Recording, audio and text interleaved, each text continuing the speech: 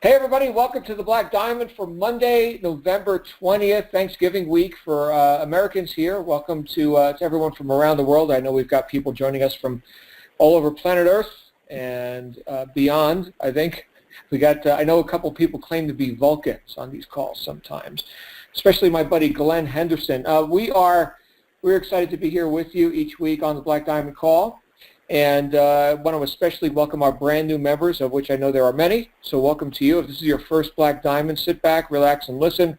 Actually, don't relax. We're going to be talking about taking some action here today. And I do have an awesome guy who I recently met who has become a top earner here in the Digital Altitude community to co-host with me. So it's going to be a fun call. And we are going to have a discussion like no other. So the rules for this call, as I remind everyone each week, are to take what you like and leave the rest. Consider this a buffet and do see how these ideas apply into your life and into your business. Okay, this is not a spectator sport, and this call is a little bit different in the way that nothing's pre-planned or pre-scripted. Actually, most of our calls are not really pre-planned. We just kind of shoot from the hip, but here we want to show you how we've gotten to the top of our game in our chosen profession. Of course, here all of us are in the top tier direct sales profession in some capacity or another. For those of you who are brand new and just learning about what all is involved with this, I think you're going to get some enlightenment tonight. In fact, I expect our call to be enlightening to me as well. I'm going to be probably taking some notes here and learning a lot from this guy because he's a great marketer. But again, see how these ideas actually apply into your business. Do not just be here to be entertained. Please do something with these ideas because I want you on this call sharing your insights in the very, very near future.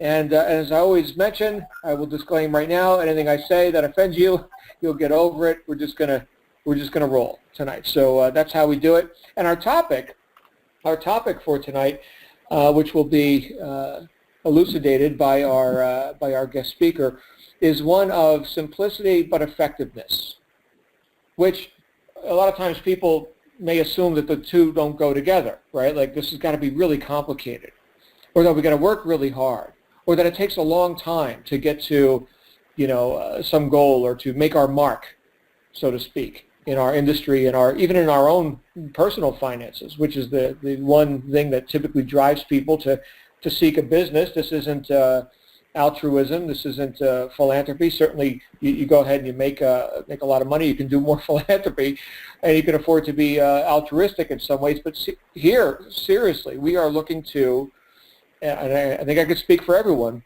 we are looking to cause some increased abundance in our immediate financial future. Otherwise, we would not have shown up here in the digital marketing, online, business world. And to that end, we can see people who have said, well, I've had enough. I've had enough of this job. And you see in this job where it's very complicated and I've got lots of work to do and I'm not getting paid what I'm worth, and I try working more hours and I try doing more, and yet I still can't reach my goals. This was me like 15 years ago. This was me working a job, 60, 70, 80 hours a week sometimes.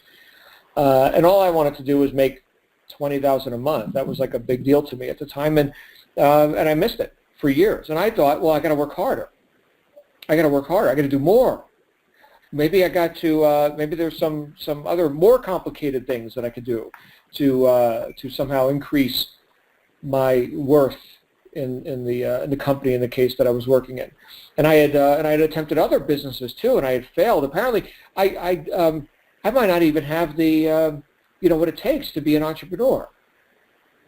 Now that's kind of a scary thought, right? Especially for someone like I would imagine everyone on this line. We've got the entrepreneurial backbone, or we wouldn't have shown up here, right? We've got some self-determinism about all this. And yet, is it really going to be a whole lot of work? Is it going to take a lot of time? Is it going to be something that is very complicated? Because after all, if our best wasn't good enough at this job, to reach our goals, or at the other businesses that I did, well then maybe I'm just not good enough, or maybe I've got a whole lot to learn. I'm really far from that goal. There's the wrong thought right there. And I think tonight we're going to be we're going to be disabused of any of these erroneous thoughts because the guy who I'm about to bring out here, he's traveling the world right now. He's down in Mexico, enjoying some time down there, and we got to hang out a little bit at our last Marketing Mastery event, which was I think a month ago already. I don't even know. Yeah, it was a month ago. Time flies, and so he's able to do things very quickly. He's able to take high value activities and execute them in a way that he can get a lot more done in a lot less time without complication, right? I think it was Einstein said something about make things as simple as you can, but no simpler, right? So certainly there is work to be done. There is diligence. There are things to learn. That's fine. That's valid. But to endlessly complicate things does not bring you closer to your goal. In fact, it gets you thinking, like I erroneously thought all those years ago, I might not just not be cut out to be an entrepreneur. Maybe I'm not smart enough. Maybe this, maybe that. Well, we're going to go ahead and have a conversation about getting stuff done tonight and doing it quickly and doing it with high value activities. And to help us with that is my friend and your friend. If you haven't heard this guy speak yet, I'm very excited tonight to bring out our friend John Ochs, live from Mexico. John Ochs, how are you, brother? Doing awesome. Can you hear me okay? I can, yes. A little bit muffled, but good. Where in Mexico are you? Some resort? We are down in Mazatlan. Okay. Yeah, doing the Mazatlan thing. Yeah, we've got a beautiful spot. We come down and spend anywhere from 3 weeks to a month every year around Thanksgiving time. Get away from the rain and the cold in the Pacific Northwest and come down here and just have a sunny holiday. So, yeah, it's just a great place to be for sure. Well, fantastic. So, and John, you're able to operate your enterprise while traveling, while doing the things you enjoy doing, and we're very interested to hear about your insights on how to do that and how to keep things simple yet go at warp speed, if that's what you want to do. Yeah, absolutely, and I appreciate you having me out on the call, John. So, just for everybody's sake, when John asked me to be on this call, I wasn't really sure what I was going to talk about on here, and so I spent the last couple of days as I was lounging on the beach and hanging out by the pool kind of thinking about, what is it that I would have wished somebody shared with me in the beginning when I was first getting started that could have catapulted me past a lot of the major hurdles and problems that I had along the way in that first couple of years of trying to figure out online marketing. And what it came down to was this really simple thing, and that is, really focusing on the simplification of the entire business model.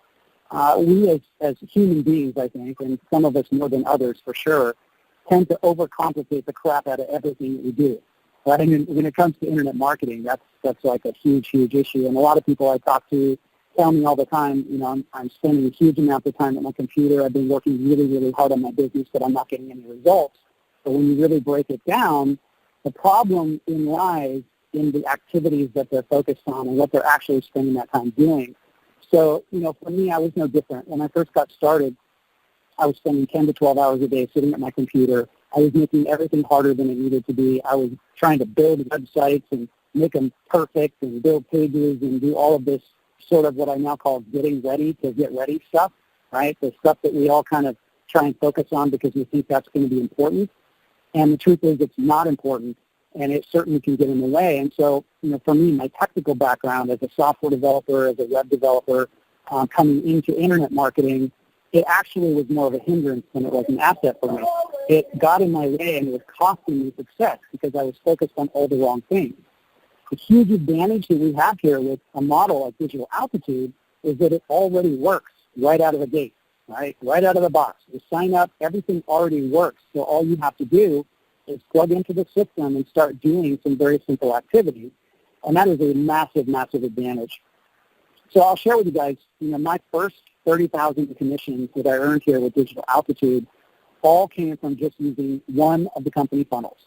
And I hear people all the time say, well, I'm testing all the funnels at the same time, and I don't know which funnel to use. I would say just watch them, watch each of them, and pick one that you resonate with and run with it, right? Because all the funnels are good. I had just picked one right out of the gate, and just used it and didn't change anything until I was beyond, 30, I think actually almost $40,000. So because this business and the model is already proven, here's what I focus on. And I did this, coming into this 6 months ago, getting started in Digital Altitude. I really focused on two major things. Number one, getting traffic. And there's a number of ways to do that, which I'll touch on here. And the number two thing is building a relationship with that traffic. Because if you do one without the other, they don't work right? It just doesn't mesh. Now, here's the thing to think about, right? With this business model with Digital Altitude, getting trial members, getting people to actually watch a sales video and sign up as a member, answering their questions, helping them get started, getting high-ticket commissions, all of that stuff is handled by the system, which is the sales funnel and the coaches. So you don't have to do any of that stuff. So you should not be focusing on those things. So again, it comes back to what is your job here? Your job, especially when getting started, is getting traffic and building a relationship with that traffic. So let me kind of break down the simple actions that really drove my business, and it's what I started in the beginning, and it's what I still do today. Now I'm going to talk about some activities, and I actually like the term high-value activities, as John mentioned a few minutes ago, instead of what people are commonly hearing, which is income-producing activities. The reason I don't like to use the term income-producing activities is because it makes people think in their mind that if they do that activity, they're immediately going to see some income. And it doesn't work that way.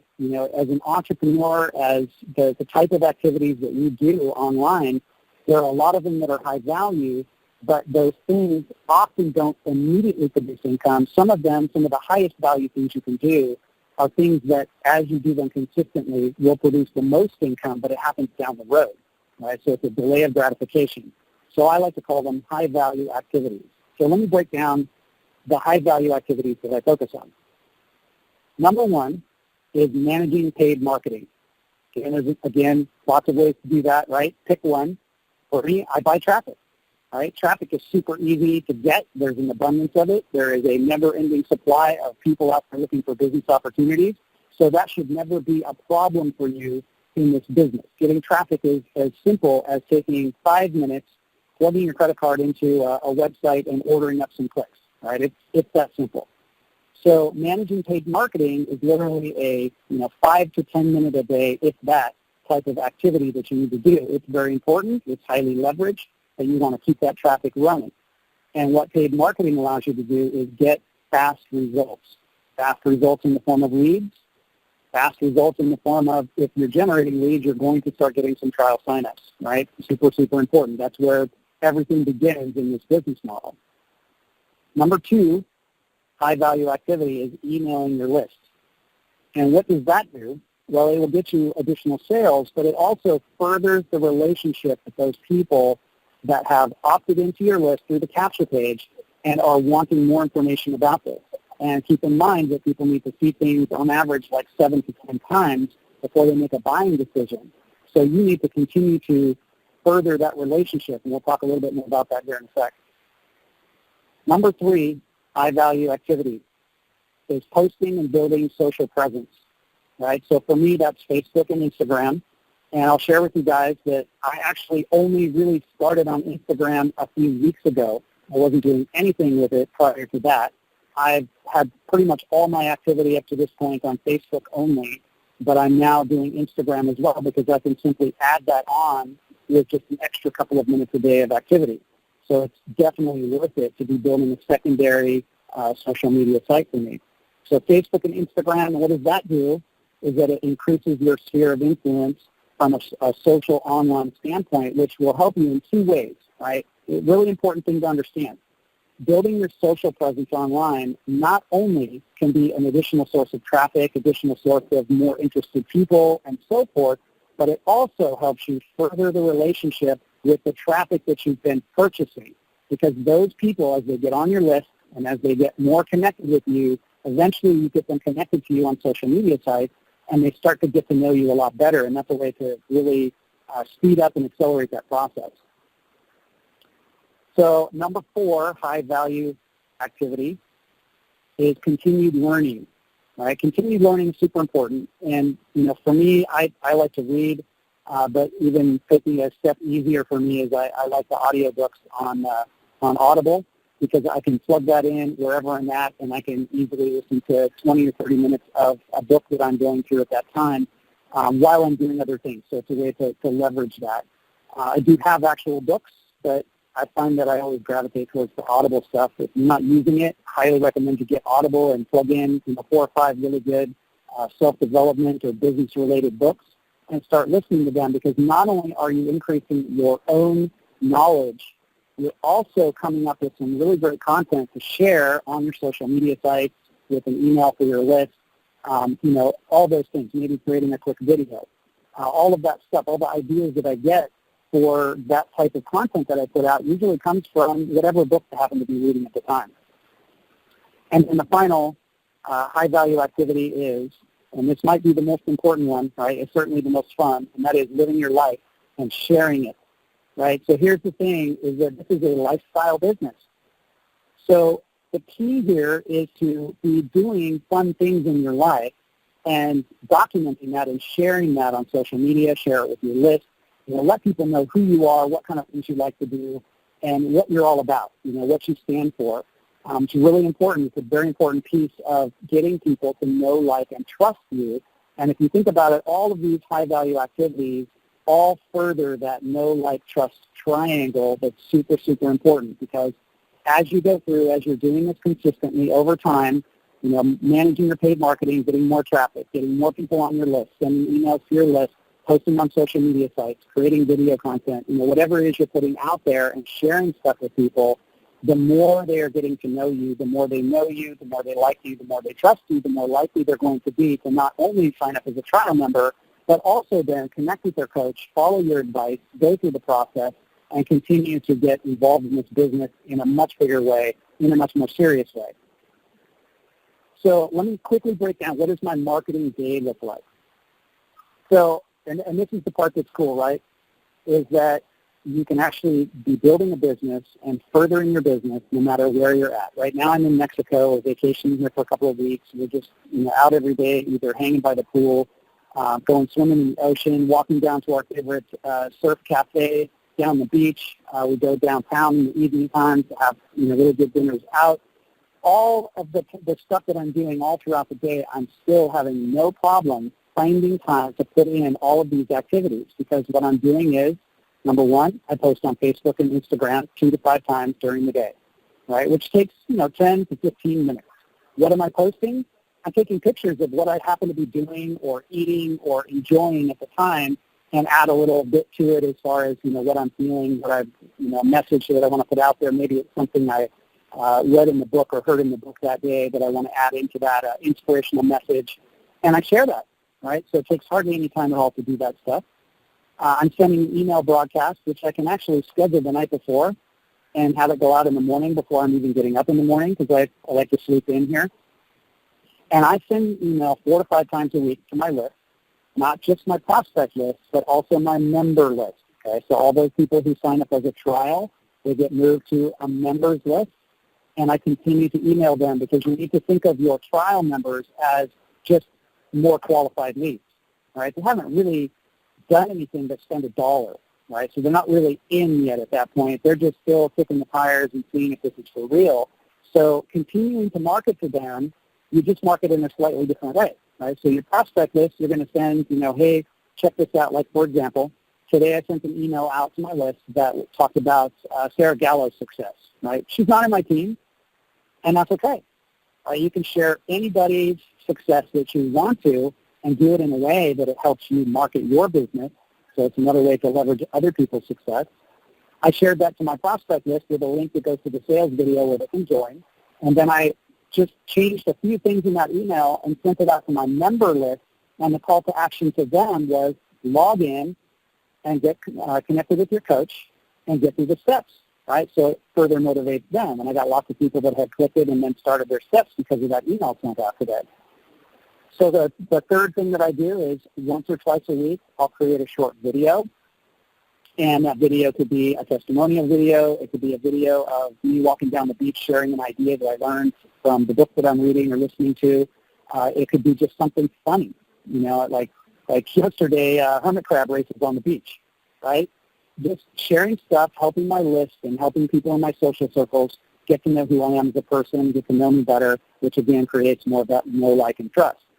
And then I spend some time replying to any messages that I have, engaging on other people's posts throughout the day, right? So it gives the appearance that I am on social media all day, every day. If anybody you ask who doesn't know me and know my work habits, they would say, man, you're just on Facebook all the time. And the truth is I'm not. I'm just on and off Facebook multiple times throughout the day. You know, I've got my phone on me as long as I've got service. I'll take a couple of pictures. I might snap something up there onto to Instagram, put it over on Facebook, and then reply to a couple other people's posts and hit the like button on a few of my friends' posts. And boom, 5 minutes I'm on and off. But you do that 4 or 5 times throughout the day, and it looks like you are all over social media. All right, so it's another way to leverage things. Don't get caught up in wasting time on social media, because I find that when I talk to people, a lot of times what I get back from what I'm hearing from them is that they're spending 4 to 5 hours a day scrolling through Facebook, trying to keep up with everybody's posts and read everything that all their friends and all their business associates post all throughout the day, and that is not a high-value activity. It's just not, right? So be very selective about what you're doing with your time on social media, because it can easily suck that time away. So the cool thing about learning how to do most of this stuff that I'm talking about tonight is that you can see exactly what other successful people are doing and model after them. So the question I get all the time is, well, I don't know what to post. I don't know how to post that kind of stuff. What kind of pictures should I be sharing on social media? And the easy answer is find, 3 or 4 people that you know are killing it in your same business or same industry, and follow them and look at what they're doing and then model after what you see them doing. Don't copy them, model them, right? So you see them using a certain kind of post. You see maybe they're not using links in their post. They're telling people to reply via comment. All these ideas you can get from just watching other successful people and modeling your behavior after them. It's one of the beautiful things of our industry is that everything's exposed. And all of this stuff continues to get easier as you can just continue to leverage and repurpose existing content.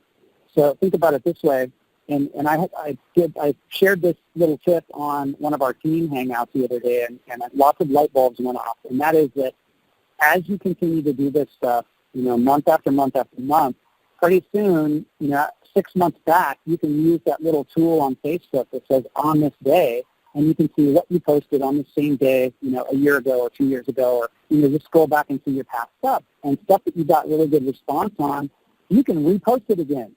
You can either share it or you can just copy it again and repost that on your social media accounts again.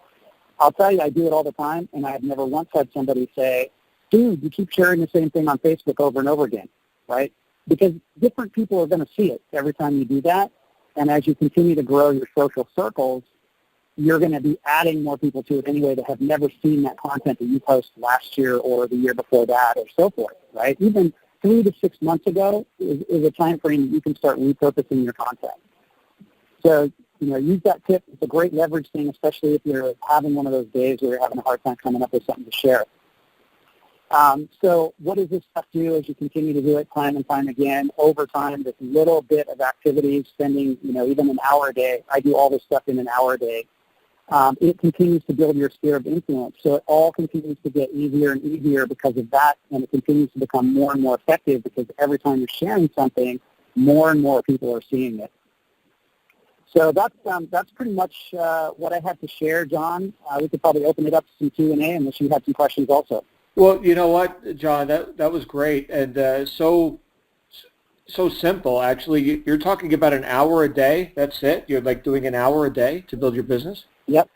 Yeah, about an hour a day. That's what I spend. Now, granted, in the spirit of total, transparency, I do have probably once every couple of months a day where I'll sit down and spend 6 or 8 hours at my computer crafting maybe some new follow-up emails or something like that. But that doesn't happen very often. So typically an hour a day is what I spend.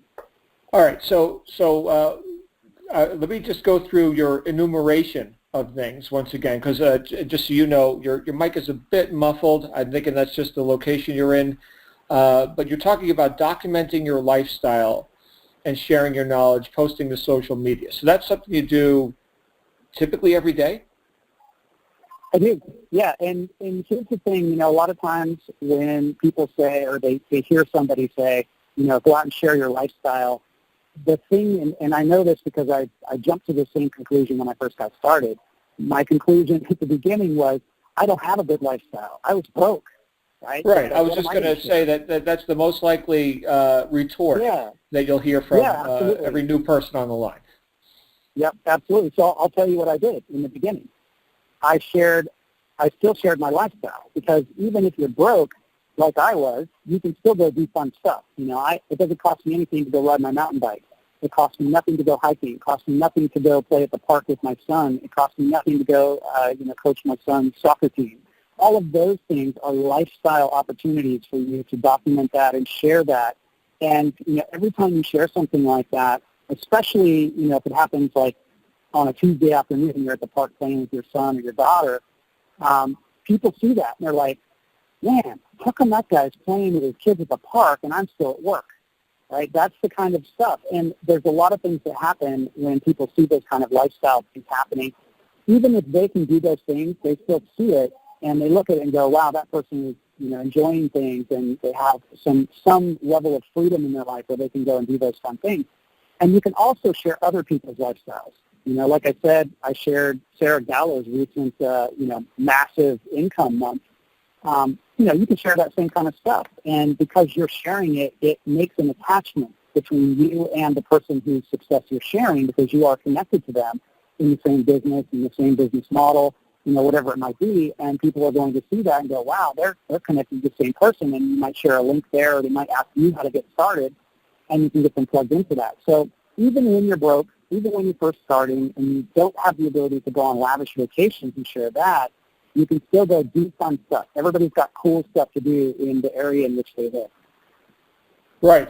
And part of that is the knowledge that you share, right? So I wanted to refocus everyone's attention on that as well, because John is delivering value, right? I mean, the whole topic of all this is the high value activities, right? Which may or may not bear fruit in terms of profitability at the outset, but a bit of deferred gratification. That's a good thing too, and it accrues, right?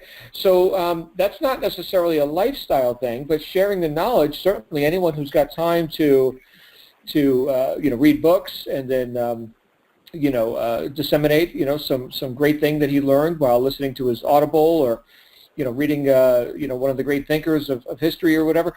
That's great. That's valid right there. And people are going to get value from that. So it's not necessarily, oh, look at me, I'm reading the book, while drinking from the coconut on the beach in Mazatlan or something, although that could be the case. But the fact that you've had some breakthrough and you're sharing it, and that's also documenting your lifestyle right there. And it doesn't cost anything. Well, what's the price of a book, I suppose? These days with Kindle and everything, they're almost free. I remember when we used to pay a lot of money for books, but there's that. Okay, anybody could do that, which brings us to the next point, which is that you're talking about emailing your lists. You said about 5 times a week, so a lot of people recommend daily. So that's almost daily, and you mentioned your lists, plural. That was not singular. That was not just my leads list, and it wasn't just the automated follow-up sequence. We're talking about, in addition to that, doing a broadcast, right? Correct. Yep, that is correct. And I maintain a list for my prospects. So when people opt in on my capture page from whatever traffic source, they end up on the prospect list, and they start getting the automated emails from that, as well as my 4 to 5 times a week broadcast. As soon as somebody joins as a trial member, then I just go and remove them from the prospect list and add them to a members list, because I want to be talking to them differently now than I do a prospect who hasn't actually watched the sales video and joined yet. Right. So that's the reason for the 2 separate lists. Right. So here's somebody who says, yes, I do really exist, and here's a credit card. Take $1, right? Show me what you got. And so that's a different kind of lead. That's a buyer lead. That's a new trial member, so to speak. And so that person's going to get a different communication. Now, how much of that is commingled? Like, so let's say you're sending out an email to the prospect list. Does that inform to any degree what you're saying to your new members? A lot of it's the same content. I just change the wording slightly and send the same email broadcast to the member list as well. With just a different call to action. Because see, once somebody joins as a trial member, the call to action is no longer join us, right? It now becomes connect with your coach, get logged in, go through the steps, get plugged in with us as a team, and start taking action. And so that's the message. So I just continue to drive them back to a welcome video that I've created. Call to actions in the email that basically give them the link to log in, tell them to message me if they have trouble logging in, that kind of thing. Right. Okay. So there could be the same message, so to speak, in terms of whatever value you're delivering in that broadcast today. But the call to action, exactly. Right. For example, I sent out I created a video. I said I create a video, short video, 1 to 2 times a week, and send that out to my list. I created one that just talked about getting past your fear and just taking action and not worrying about it being perfect and that kind of thing. And that video is perfectly suited for either prospects or people that have joined as trial members. So I sent that same email to both lists. Right. There you go. Which is the next point you made, is that you do shoot a short video a couple times a week. And some people are more video oriented than others. Some people that sounds like a lot. Some people that sounds like only twice a week. We do like 2 a day. Oh, okay. This is John's method. Okay, so but that video was the saying, picture's worth 1,000 words. Well, what's a moving picture worth? And so a lot can be conveyed with video that is beyond just the written word. I know a lot of times people belabor the idea of, what do I write in my email? What do I say in my video? Certainly people can find videos of you on Facebook, YouTube, right? What's your platform of choice? It sounds like Facebook. I'm on all of them. So I'm super easy to find, which is, again, another benefit of doing these things, of posting videos and putting content out there online through social platforms, is that it makes you extremely findable, which gives you a lot of credibility. If people can go and say, well, I'm going to see if this guy is just some scammer, and they put your name in and they find that the entire first page is dominated by your Facebook, your YouTube, your Instagram. There's a Facebook page over here, and there's videos out there, and there's all this content. That's a huge thing, and that is sort of a byproduct of just being consistent over time with this stuff. Right. And that consistency brings us to the next point, which was, of course, your ability to repost successful social media bits after 6 to 12 months, where you've had you got traction with something, you can post it again without much concern about well, I already posted this once before. It's not like people are just glued to your channel and their attention span lasts a year. And they're going to remember that, hey, it was just a year ago you posted that. Right, I've been sitting here this whole time. Well, and if you think about it on Facebook, right, when you post something on your Facebook profile, at best you're going to see like 10 to 12% of your friends and followers will ever even see it. Facebook's algorithm just doesn't even show it to them. So, there's no harm in reposting something months down the road or a year later, 2 years. I have stuff that that I did 3 years ago that I still repurpose and share back out there, and it works just as well as today as it did then. Right. Well, yeah, and I think sometimes in our modern culture, we sometimes think that everything has to be, bleeding edge, brand new, like the hit dance song from last week is ancient now. Oh, that DJ still plays that song? That's a week old. Well, I don't know. We were talking about principles and best practices for business and stuff like that. I don't think that stuff gets old. Certainly technical, specific techniques and things like this that could evolve and quite often does with the time. So if like you're doing an instructional video, and I don't know how much of this you do, but now hey, I'm going to give you a free training on how to do Facebook, paid ads and how to use their, their search or their their filters, to set up advertising. Oh, well, that changed. So now that video is not relevant anymore. So I don't know, do you do a lot of that, or are you sticking more to like the timeless stuff, like what you just mentioned with, don't expect to be perfect, and the fear thing and self-help kind of topics? Well, for me, it's kind of a mix of both. Because I'm a really analytical introvert by nature. So I especially in the beginning when I first got into this industry, I was doing more of the technical, how-to videos showing people screen share and how to do a certain thing or a marketing strategy of some kind. But I've gravitated more towards now creating more evergreen type content that, is more personal development, general business-related stuff, mindset stuff.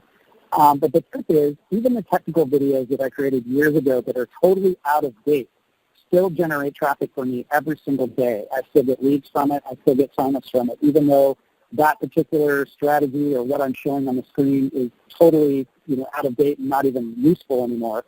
It still works. So, I never take them down. Right. So even if some of it's outdated, it still has a nice shelf life. I think you know me a little bit, John, that I'm full bore on the philosophy side, concepts, principles, tech stuff, whatever. But the concepts, right? Is the stuff that I've been studying for decades, and if I'm able to deliver value today, and 5 years from now, someone got value because it's still relevant. And now they're a lead, or now they're contacting me, and they've got their hand in the air, say, hey, can you teach me? Do you have any tips? I've got people that get started just from contacting me and asking me, do I got any business tips?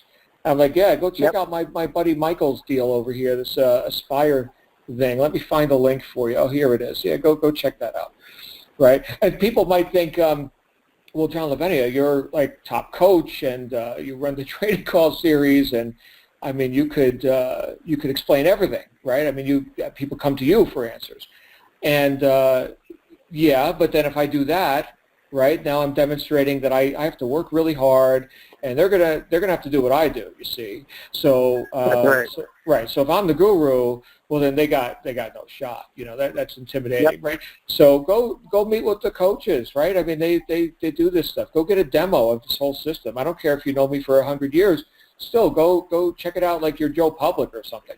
And yeah, isn't that great that we've got all this? It's funny that you bring that up, because I just had that conversation with somebody the other day. They're like, well, I've got a family member that wants to do this, and they want me to sit down with them. I'm just going to take the time and explain it all. I'm like, no, do not do that. In this business, you should treat a family member that's interested in joining the same way you would any prospect. You say, look, I'll give you a link if you're interested. Put your email in there. Check it out. Go through the process. Get connected with your coach, and then see if it's a good fit for you. Let them experience it the way that the system is designed, because if you become the guru and you sit down and you try and explain it to them, first off, people, it's a really hard thing to do, even somebody who knows how to do it. But the second thing is that they'll get to the end of that after you spend an hour with them, and they'll say, well, that's really interesting, but I could never do this because I can't learn all that. You just know so much, and this isn't for me. And it blows the entire thing. Right.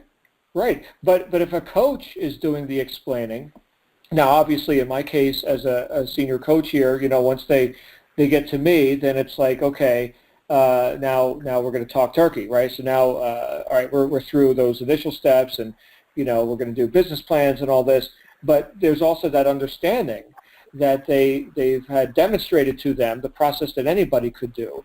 And further, exactly. I will now demonstrate the process that only very few people can do, and that's what I'm about to do. And so, and I'm here to work for you, right? Yep. So, and as a, in the position that I'm in, which is a bit more unique, that's something that I, again, make sure that people fully understand. You do not have to do what I do. I work more than an hour a day, John. I'll tell you right now, especially with the avalanche of members that people like you are bringing in. I work a lot more than an hour a day, but I love what I do. It doesn't feel like work, right? I get to hang out with your new members, and We get to learn stuff together, and I see the light bulbs turning on. It is a very purposeful thing for me. And so, here's I guess the embedded message of all this high-value activity that John is mentioning here is that you've got to know your post. John knows his post. His post is marketer, right? And so he's doing marketing. He knows his post. And so just like the coaches, damn well better know their post. And just like Michael knows his, right, as the visionary of the company, and Mary is the COO, and Morgan is the head of finance, and Ryan is, running the call centers, and, Dallas putting together the funnels. Everybody knows their post. You have to just know yours. And, the interesting thing here, too, John, is with all this stuff, with the amount of people that we have on staff and the amount of things that are done for people here, there will still be often people who are wondering, well, what is it that I do? Is this all done for me? No. You're here to learn and execute marketing, and to do it unapologetically and with total ferocity. That doesn't mean, okay, when I say that doesn't mean that it's laborious or that you've got to spend 12 hours a day on it. But that's I think what you're again disabusing everyone of right now. I mean, you're doing an hour a day. Now you do have other days where you put in more time, and that's of course, right. But the routine. Here's the thing, guys and gals. The routine is about an hour a day, right? How long does it take to write an email? I mean, you can write a very substantial email, which, by the way, I don't know that you recommend, John. I think keep it simple. But you can write a substantial email in 15 minutes. And so see, now this is my problem. Like before, I said to you, some people may say, but I don't have a lifestyle worth showing, so they degrade themselves in that way. But in my case, I look at, what am I going to say that's so profound? Right? Because again, I got decades of some of the greatest thinkers, in history running through my brain. It's like I could totally lose my audience by saying, some of the stuff that goes through my brain. Like if I really put it down into email. In fact, I've done this, John. I've done this where I've poured my heart out into an email. And I'm thinking, man, this is the essence of life right here, man. I mean, this is going to be a hit. And it was a total dud. And then on the other hand, I'm running out the door, and you know what? I'm just going to throw this together real quick. I think it sucks. Whatever. I send it, and boom, here come the sales. Right? So much for what I think. Well, that's the truth with marketing as a whole, right? It doesn't matter what you think; it matters what your market thinks. And you can't prejudge stuff because, I mean, we've all gone through that process where we put our heart and soul into something. Maybe it was a video, maybe it was a blog post, maybe it was a post on Facebook, and we thought this is the bomb, and it just totally tanks, and nobody thinks it's good at all. Yeah. So it's all tested by the market. So as a marketer, you get into that test mode. Everything is a test. Everything is, you're going to put it out there. You're going to see if it works. If it works, you do more of that. If it doesn't work, you tweak it and do something different. Right. Yeah. Simple stuff. And I want to add something too, real quick, John, to that previous thought about the hour a day thing and people who maybe don't have a lifestyle yet or what they deem to be a cool lifestyle. One of the most important things and the reasons why I think number one activity is, get positioned and drive some traffic is because if you do that, you will get leads and you will get some trial signups. And the cool thing is that buying traffic is a super leveraged activity. So you can buy some traffic, you have things set up, and then you can go do something cool, right? Whether it's riding a mountain bike, taking kids to the park, going hiking, going to the movies, or even at work. And if while you're doing one of those types of activities, that sign-up comes in or you generate your first 10 leads, that becomes a lifestyle, awesome thing to share. That is an event right there that will make most people out there in the internet marketing world jealous because they're the ones that are sitting there at their computers for 8 to 10 hours a day trying to figure out how to get somebody to see their video. And you just generated 10 leads and you just got, your first 3 trial members while you were at work or while you were playing in the park with your kids. That's the kind of thing that really drives the interest. Right, right. Now, on that note, when you're talking about just buying traffic, okay, we're talking about like solo advertising, like through Clixly, or like what would you recommend there? Yeah. Well, there's so many sources of traffic. I try not, especially on a company like Call, to give any specific source, because the best traffic source for any individual is the one that works best for them. And you kind of have to, test a few things out. I will give you one huge tip when it comes to buying traffic, and that is never buy traffic based on the price per click. All right, so let me reiterate that. The quality of traffic cannot necessarily be turned, or I should say, how do I word this? Cheap traffic is usually just that. How about that? Okay. A lot of people that are new, they're like, well, I can get this traffic over here for 35 cents a click, and I see this one over here is $1 a click. Well, I'm going to go with the cheap traffic because I can get a lot more clicks. Having a lot more clicks at a cheaper price is not necessarily a good thing, right? It speaks to the quality usually. The higher price traffic is often a better quality traffic. But again, you just have to kind of test some stuff out and see what works best for you. With any quality traffic source, the DA funnels will convert, bottom line. Right. There you go. So you're saying don't be cheap on your cost per click. Actually go for quality. Yeah. Right. And that sounds and the best obvious. thing is, and the best thing really is, talk to your upline leader, talk to somebody that you work with closely. If you have a team that has a Facebook page, or you have a team that you're connected with, ask the leaders in there what they're using, get recommendations. That's really the best way to go. So you kind of have some type of qualification on the front end. Right. Excellent advice there. The only thing I don't think we talked about much was, you alluded to it at one point, and that was how you manage your team. So you mentioned that you told them about reposting older posts, and that was a breakthrough for people who were listening. I know some of your team members, and I've obviously coached some of them and some of their members, now third, fourth generation people. And so obviously you're doing something to add value to people. Let's say somebody's they're working the business, they're doing what you said. They got position, they got traffic coming in. Now what? Well, we basically, and when I say we, my sponsor, Michael Martin, and I teamed up together to essentially run our team. So we do everything together. We've kind of compiled all of our resources together to set things up so that we have, the team set up. We've got a team website that we have resources for our team members. We have a team Facebook group that we add all of our team members to, meaning everybody who's even a trial member gets added to our Facebook group. And then every Saturday we do an exclusive team training live with all of our team members that are at the RISE level or above. And, because those are the people that have taken that step where they're at least positioned to the RISE level and have started running some traffic, have started doing some things on social media, and actually have results coming in. And then we work with them on a more close basis, sort of a coaching thing that we do every Saturday to really help them take things to the next level from that point forward. So there's a lot of communication within our team. We also have quite a few up-and-coming additional leaders that are now part of our leadership. Dirk and Muriel are part of the leadership. You've heard from Jen.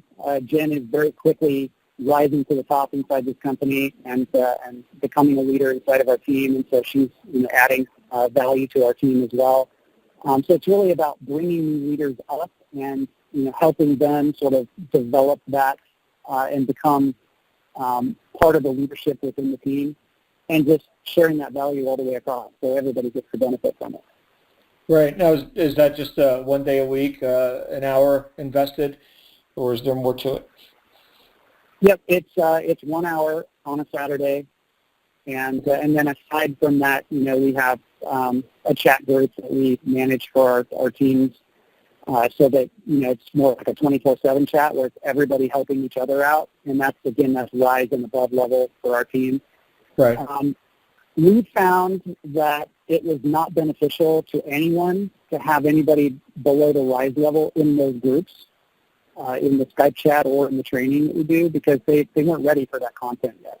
Sure. Yeah, that's well, to me it's obvious, but I've been doing this a long time. But yeah, Right. thank you for mentioning that. That's a good point. Is that there's a different conversation for different people at different commitment levels and intention Yeah. levels. So yeah, just like John has different lists for different purposes. Here is the raw public. They are just subscribers, and at this point, I don't even know, is that a real person? Do they even have the ability to put $1 on a trial membership? I don't know, right? But then you've got the trial members. Then of course you've got actual rise and above members.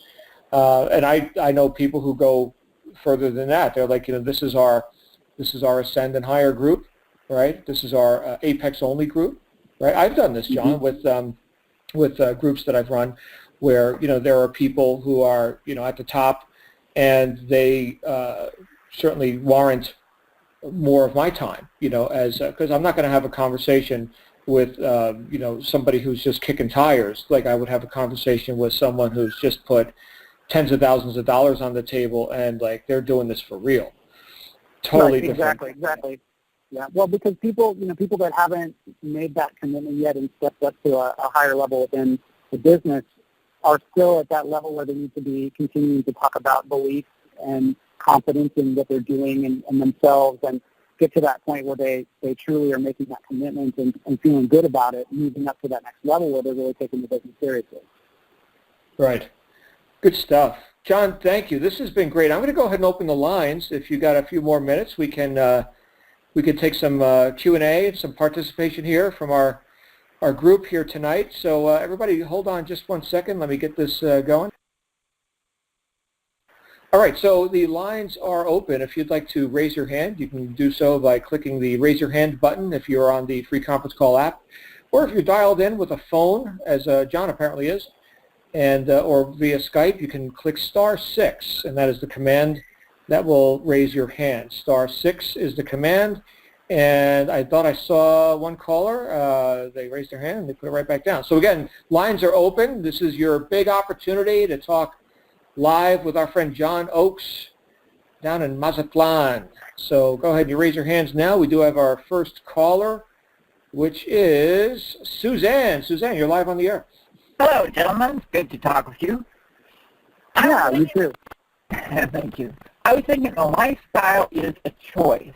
I moved to Anacortes about 14 years ago. Anacortes, Washington is up in Puget Sound, about 80 miles, 75 miles from Seattle. And I'm surrounded by water, so I can actually go every day and go out to the park and look at the water, look at the Puget Sound, and mountains all around us. I'm between Mount Rainier and Shukson, Mount Baker, and between two sets of mountain ranges, Cascade and the Olympics. And do I go out every day and look at the water? Lifestyle is a choice. I don't. But I live here, and I could.